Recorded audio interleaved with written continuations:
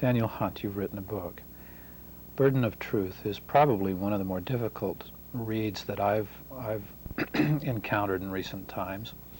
It is a compelling story of your efforts to basically pay your personal income taxes, which is as understated as I can put it forth at this time. It is extraordinary to read it as a piece of fiction, and perhaps devastating to take it as fact. You have gone through an experience that has had about a year and a half duration, and you've taken this opportunity to write about it. The book will be coming out next month, and as I mentioned, it's called Burden of Truth. What was this burden? What was your problem? Wow, where do I begin? It all started when I received a letter in the mail, and this was in 1989. And it briefly stated that I owed the government around $200,000. And naturally I was shocked. And of course, at the time I thought it was some sort of a typographical error. So I didn't really, even though I was shocked, I dismissed it. I just filed it under some paper. And then I got a call not long afterwards. And they were not pleased by by not answering the letter, and wondered why I wasn't so prompt. And so I told them that I was looking into it, but that it couldn't possibly be that much money. Even though I had... Effectively, they were demanding $200,000 from you on the spot. On the spot. In other words, they wanted you to write a check that day. They didn't want to negotiate or anything, so they just wanted the money. And I told them that it was absolutely preposterous. I couldn't possibly owe that much money. I hadn't made that much money in the last 3 years. All right, well, let's talk about that. What did you do for a living at that time? Well, I was a salesman, and I had a series of sales jobs because, as you know, in sales, nothing is hot for very long. We have several cycles that we go through, and even as a child I was a salesman, so I've been naturally gifted in this regard. I started with lemonade, and I went on to cars and lots of other things. I've even been in multi-level, which naturally a lot of people can relate to. And so when a product cooled down, I would jump to another one, and on a good year I would make maybe $75,000, and on other years I wouldn't make very good money. So over the course of that 3 years, I hadn't made half of what they were demanding, much less, I needed to pay taxes on it. All right. Now you along with a number of other people in this country, have taken a financial beating just because of the economy. As a salesman, you perhaps are the cutting edge of the misery, because as people stopped buying automobiles or as they stopped buying real estate, you were forced from one product to another trying to find something you could sell. And were you in a salaried position? No, I work strictly on commission. All right. So sometimes companies will have a base salary over which they expect you to earn commissions as a sort of a safety net. That base salary can get you through the rough times, but apparently you weren't. No, that never was my case. All right. Fortunately. Okay, now there are people in this country who just don't pay taxes. They choose not to deal with it or confront it and is that who you were? Is that what you were doing? No. At no time did I not pay taxes. I've always paid my taxes. I might be guilty of naivete because I didn't go to the so-called experts. I always tried to do it myself. And I thought I did a fairly good job at it. And because I didn't get any kind of response at all from Uncle Sam, I thought, well, everything was hunky-dory until a letter in question. Now, you write in your book that in 1985, excuse me, you made a study of the tax laws to the best of your ability and started filing your own taxes on an estimated basis. You would estimate, since you were self-employed, what your projected income was and pay based on that, and then settle the difference at the end of the quarter, and either they owed you or you owed them, but you consistently handled your taxes yourself from 85 onwards. And there was apparently no problem. Your checks were accepted, your files were accepted. There were no demands for further monies, no question of an audit coming forth. None whatsoever. I did it on a quarterly basis. All right. And, so when you received this demand for $200,000, as you mentioned, you were sort of surprised at the amount because you hadn't even made that much money. How could you owe taxes? well, sure, I'm not Willie Nelson. I mean, I can understand in his predicament, but mine, I'm just Joe Blow. Right. I'm the guy next door. I don't make that kind of money. All right. Well, after you got this sort of shock to the system, you went to one of the sort of semi-do-it-yourself tax people that advertise on television, only to be told that this wasn't a situation they could help you with, and you were then relegated to an accountancy firm that charged legal type fees. That's correct. Okay. And what did you learn from them? Did you in fact owe this kind of money? How did it happen that you would owe that amount of money? Well, they assured me that I didn't. And so they decided that we would go to a tax court. And but then their fees were astronomical. I mean, I'm paying these attorneys $70 an hour to tell me that I didn't owe the money that I already knew I didn't owe. So, I mean, one thing led to another, and then I owed not only $200,000, which was compounding interest daily, but their fees, which were compounding daily. All right, but let me ask you this then. Did when Internal Revenue Service told you that you owed $200,000,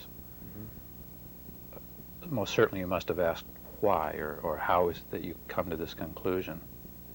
Yes. What was their response? Well, they said that because I hadn't paid sufficient amounts, that I owed all the back taxes. And there was never a time when I underestimated my taxes. I always thought that I paid more than my share. Well, when you discussed it with them, were there specific deductions that had been disallowed, or were there specific amounts of money that they saw as income that hadn't been claimed? No. They said that the IRS was correct, and I owed all the money that they claimed that I owed. But you did ask for a specific rationale for this, and they were Yes, unable or unwilling to give it to you? Yes, I did. And they didn't give it to me. I was totally dissatisfied. However, I didn't have a leg to stand on. Meanwhile, the government had frozen all my assets, so all my checks were bouncing. When you say assets, you mean a bank account and a savings account? Yes, sir. All right. Both of them. And my credit was on the verge of ruination. They put a lien on your... They put a lien on my house. They called my business. They were harassing my boss. So eventually I was let go. They threatened to confiscate your house and automobiles, but they didn't do that immediately. Why not? Well, they wanted to give me a fair shake. They said they wanted to give me a chance. And how long did they give you? Gave me 60 days. All right. In order to come up with the $200,000 so that you would not lose, or they would not take the house or the cars. That's correct. But all the other assets that you had, which were not considerable, were already the account was frozen. I mean, the money was still in the bank. It was just not, you couldn't write checks on it. True. And after a certain point, if the tax bill had not been paid, they would have then taken the money out of the account. Yes. All right. You mentioned they called your work. Yes, they harassed my boss, and they wanted to put some sort of a lien on all my wages, to garnish my wages, as it were. So he first of all, he just didn't want an employee in that sort of position. It was bad for business, it was bad for his image, and it was just too much inconvenience for him. So he said, well, I'm very sorry, you've been with us for a while, you've been a good salesman, however, it's time to find another job. So. All right. And this was all before Christmas, you know. Now, there was another complication. That was that your wife had learned not too much long before that she was pregnant for the third time. Now, you had 2 children, both of which were born without benefit of health insurance, which is to say you had a lot of medical bills in terms of hospital obstetrics, pediatrics, To say the very anesthesia. least. Okay. Absolutely. And you were still making payments on those two births at that time. I had no health plans whatsoever. Okay. This time you had secured a health plan, but because your account was frozen by IRS, your medical insurance payment bounced, and they terminated you knowing that she was pregnant so that they would not have to be liable for Absolutely. birth costs. So you were in quite a predicament. Yeah, I would say that. I would say that I was up to my eyeballs, and there was no way out. I mean, I considered suicide, but I'm too much of a coward, I guess. All right. You write that one of the suggestions that was put forward to you by IRS was that you could perhaps borrow the money from somebody. Was that a real possibility? No. No, I didn't have any rich friends. I had rich acquaintances, but, you know, everybody's tight with a buck these days. Did you approach a bank with an eye towards loaning money on your house in order to pay a portion of it? Well, yes, I did. However, there's no such thing as a third mortgage. So I was pretty much up the creek, if you know what I mean. Especially on a house that had an IRS tax lien on it. Absolutely. I took Okay. one look at that, and so they didn't want to talk. Were you able to find another job? No, I wasn't. The one thing I'm really good at is sales, and when I'm emotionally down, I can't sell. So you know, like I said, I had some savings, but it was frozen. So then, Well, you write about a phenomenon called the contagion, and you became what describe that, how it Okay. affected you. it's basically one bad apple spoils the whole barrel, basically, to summarize it. If something horrendous is happening to you, and I don't mean just as a victim, but as something of your own doing, you become a social leper. Nobody wants to touch you because it might rub off. Say, for instance, I was up on a murder charge. Unless you were my very, very best friend, you probably wouldn't have anything to do with me because people would think, oh, my God, you know, you're just like him. So that's what they were doing with this. And it was almost as if I had murdered someone. Because you had tax problems, people didn't want to associate with you, or did they feel like by hanging out with you, IRS would then target them as... I think it was both. I think it was double-pronged. Yeah, that's another thing. A lot of people are guilty of just a little bit of fraud. I mean, you know, people are creative with their taxes. But I don't think they go out of their way to be big-time frauds. They just didn't want the association so that the IRS might point a finger at them or start sniffing around in their affairs, too. So. All right. Now, you mentioned people who do go out of their way to be creative on their tax returns, but apparently that was not your case, and that your mistake, if I can underscore this, was that you applied the rules of 1985 to 1986 and 87 and 88 and every year thereafter until this catastrophe hit you. That's the gist of it all, yes. Only to find that the rules had changed from year to year. I like to think it was calculated chaos. The government actually imposes these sorts of new rules, as it were, so that you'll never be up to date on all the latest developments, and you won't know how to file correctly. And then they'll catch you and penalize you. It's designed that way. It's a conspiracy from the very beginning. I don't think that it's constitutional, the whole concept of taxes, or income taxes.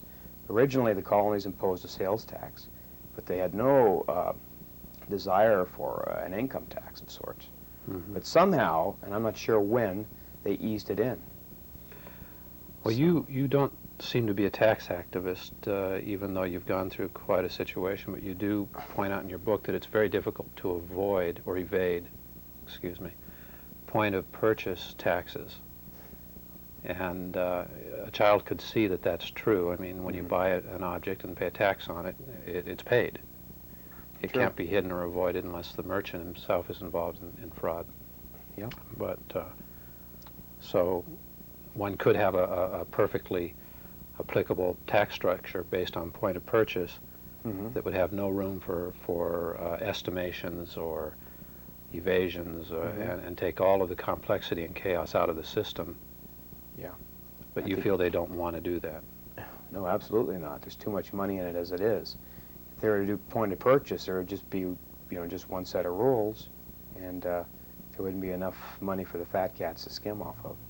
So, Okay, now, what effect did this all have on your home life, your family? oh God, I can't begin to tell you what it's done. I'm absolutely devastated at this point, and it's not over yet, I'm afraid. What this did was totally dissolve my marriage. My wife left for the 2 children while she was expecting with a third. I lost my house. However, I refused to leave. They took my furniture. They took my car. They took my telephone. They took everything, but I kept sneaking in the back door, and I just camped out in the sleeping bag on the floor. So I continued like this, and they finally did send a couple of guys over to throw me out, the type that the mafia would send. So that's when I first got the hint that all was not well with Uncle Sam. I think.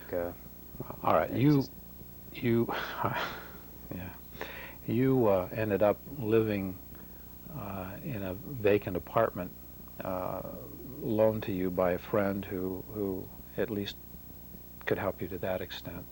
Yeah. Kept a roof over your head, but that didn't keep IRS from visiting you because all the liens combined and what they could get out of your home was not enough to pay off the $200,000 tax debt that was continuing to accumulate, and we're not even speaking of the current tax period that was then owing and that you were unable to make payments on. That's correct. So it was going from bad to worse. What were you able to? What were these discussions about when the agent would come to this apartment and talk to you? I mean, was he trying to make a plan, or was it? No, they were not reasonable at all. They kept demanding money. I mean, like I said before, it was like the Inquisition, the mafia. They interrogated me. They demanded payment. They roughed me up a couple of times. However, they'll always deny that. And I didn't realize these, I may use the word bastards, carried guns. They're actually police of some sort, or agents.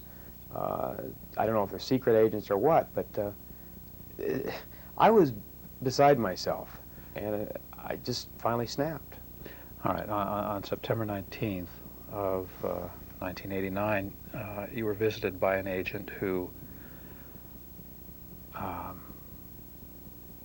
well, to say that the two of you became agitated with one another and argumentative would be a fair characterization of that encounter. You asked him to leave your house or the apartment, refused to do so, and at a certain point, he displayed his gun, or you caught sight of the weapon. Yeah. What can you tell me about that? Well, he came over, and I wasn't in a very good mood anyway, as you well can imagine. I mean, I had reached the end of my rope, and he kept pushing me, and I demanded that he leave my house, which is no longer my house, it's just a place I was staying, but I was still the king of my castle. And I said, "Get the hell out." And he said, "No, I will not." And he drew his weapon. I can't believe there was no provocation for that.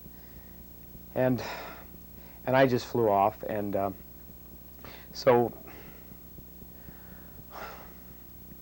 The two of you struggled with a gun. yeah, we entangled. And it just finally, it went off, and the guy was killed. And I never meant to kill him. It was just one of those things, it can happen. So anyway, that's when oh God, all hell broke loose over that. I thought I was in trouble before, but Jesus Christ, when you kill an FBI or a IRS agent. Well, Mark Hewitt was his name, and he was fatally wounded in the struggle. You were put on trial for first-degree murder, and one of the first things that the prosecution attempted to do was to exclude any information regarding your tax case or problems from the court proceedings. Why do you expect that he made that attempt? Well, for the sole reason that the jury would be sympathetic with me and probably rule favorably in my behalf. And that was the last thing they wanted. All right. As you write in the book, Burden of Truth, he almost got his way. Yeah. And what effect did that have? I mean, how did you feel about having to put forth a case when you couldn't talk about any of the reasons that led up to it? What could you have said, or what? I was powerless. My hands were tied. I couldn't justify my actions. So I finally convinced my attorney to allow me to take the stand. And they had me on there for, God, four or 5 hours. But this was only after Only ruled that they would allow.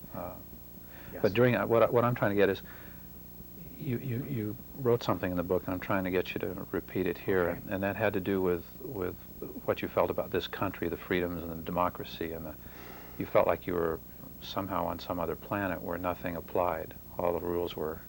Yes. This is it's so-called democracy, you know, freedom of pursuit of happiness and all of that. And I just believe it's crap, if I may be so bold. None of it's true. We believe we live in a land of mirrors and smoke, and nothing is as it seems. I don't think that any of us really are aware of the extent of the danger in which we live. If we try to be decent Americans and pay our taxes and do other things that normal Americans are expected to do, suddenly they can burst in your living room and make a criminal out of you. And I believe the whole thing was set up just as exploitation, to extract the utmost out of common, decent people. And there's no rhyme or reason for it other than greed. And this is not the land of our dreams. It's the land of our forefathers gone awry, terribly. Okay. As you mentioned that you did go on the stand, your attorney asked you one question, you ended up speaking for 4 hours. And you basically told your story from beginning to end. Yes. What was the final verdict in this case? Not guilty. I was acquitted. Reasons of self-defense. Self-defense. Totally. And it was, the judge couldn't believe it, nor could the prosecution. I believe they were on the same side in the very beginning. And as the verdict was rendered, there was an IRS agent in the back of the room, and the judge kept glancing over at him. And I don't know if they had some silent communication or not, but it was almost as if he was going to overrule it. And I was panicked. And at the last minute, I don't know why, just didn't. And I got my day in court, but I don't believe that it's over yet. I don't believe you can win over the IRS. There's been phone calls, there's been letters, there's been, I believe people are following me. And especially when I do this show, I know they're going to get me. And so, but at this point, I don't care anymore. I've lost everything that's near and dear to me anyway. My family, all my possessions. What's left? I just don't care.